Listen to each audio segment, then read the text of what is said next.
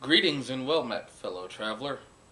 My name is Gary, and this is going to be my blog on discussions of the importance of letting your party know what you're doing when you're doing it.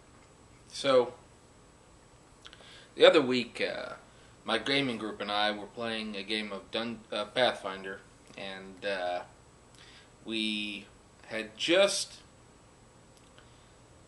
conquered a vampire that was ruling a town, and it was a very difficult fight. There was a lot of intrigue involved, and the vampire, we were 6th level at the time, and the vampire had used his dominance over one of the best fighters in the group. So that, coupled with a well-placed greater invisibility, rendered him able to backstab us for quite a large amount of damage and nearly completely destroy our party.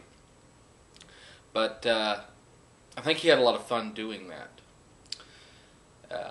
So anyway, we had managed to defeat this vampire, and it was kind of a clever thing too. My brother is the dungeon master for this game, and he had the vampire wear a ring of protection from daylight, which allowed the vampire pretty much to walk around with impunity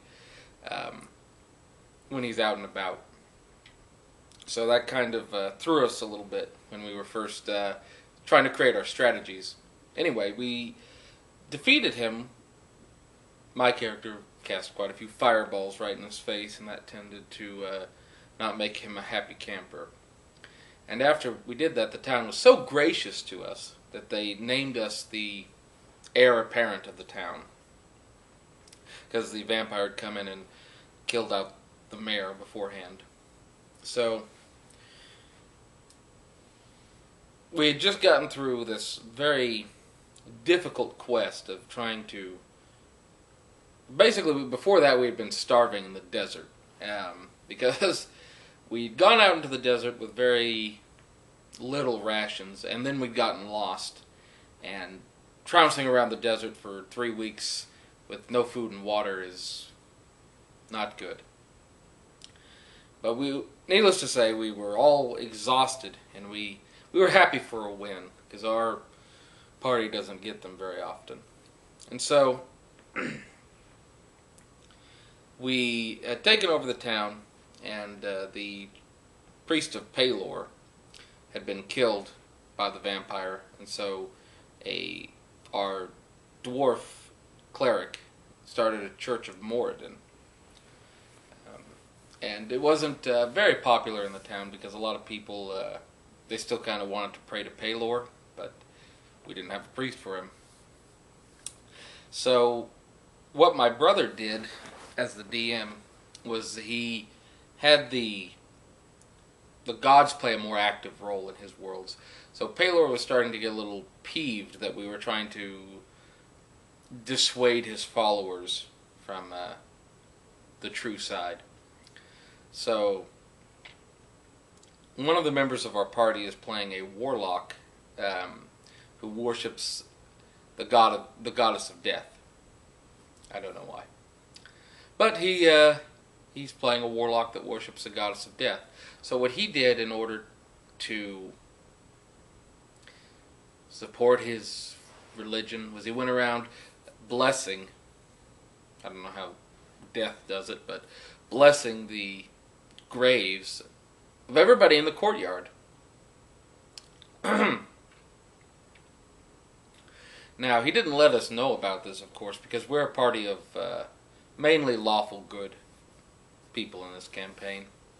And so he wasn't trying, I don't think he was trying to create an issue where it would kill us all, but I definitely think he wanted to cause some mischief.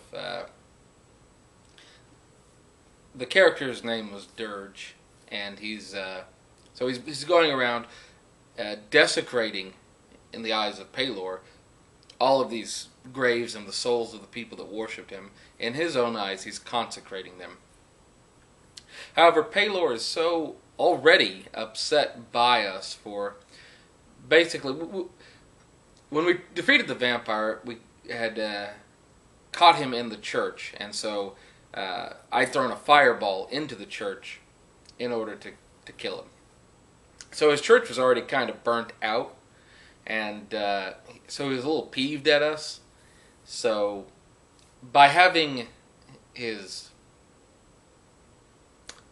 worshippers yanked from his fingers and cast off to the Valley of the Dead, wherever Neural or whomever the goddess of death is, he got really pissed. He did, and when he desecrated the graves, Paylor, he'd had enough. He was done. He was done, and so well, it started to rain acid. Yep. Paylor cast a storm of vengeance on the entire town, which we had just won. It was a hard-fought battle, and we'd won it, and now there's a storm of vengeance, and he's a god, so it's a permanent storm of vengeance. Raining acid, melting people, melting all the buildings. And what's worse, in order to kind of really stick it to the goddess of death, because she hates undead things, Paylor raised all the dead in the town. So there are thousands of skeletons and zombies walking about, killing people, and our group is just like, why did this happen? And of course, out of character, we know what Dirge did, but in character, our group is quite. We don't know what's going on, so we ended up having to flee the town because at this point we're 7th level, and there is jack shit we can do to stop a god, a deity, basically seeking vengeance, and rightly so. Let's be honest. We had that coming. We did, but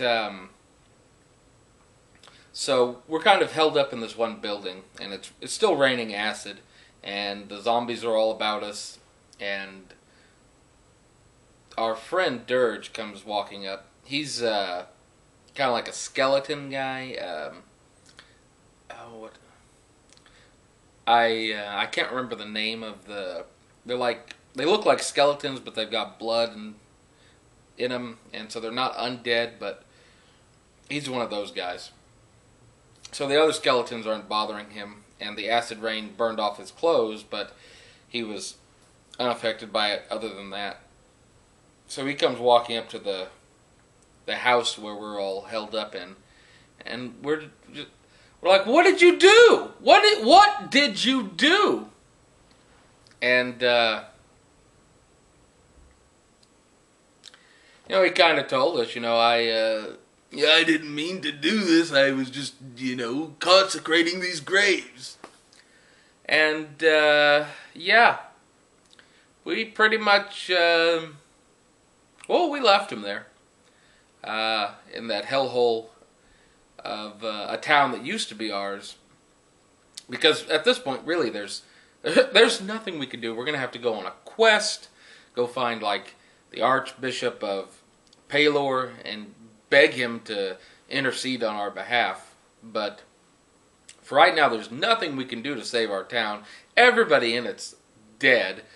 All the buildings, everything is going to be melted by this acid. And we pretty much just have to sit there and watch it.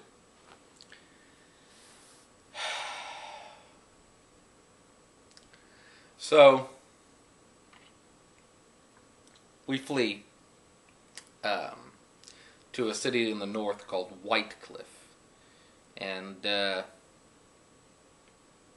because we pretty much kicked Dirge out of our party. In fact, my character had a vendetta against him because she's lawful good, and he is clearly chaotic evil.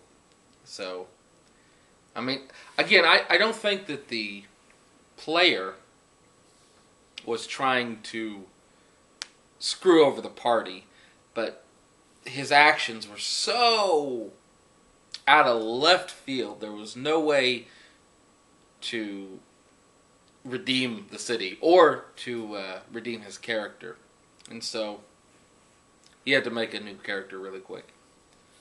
But yeah, that's one of the reasons you always want to make sure you keep your party informed of what you're doing, because they can give you input on whether or not that's actually a good idea what you're doing, or if it's going to completely screw over the entire party, which this did.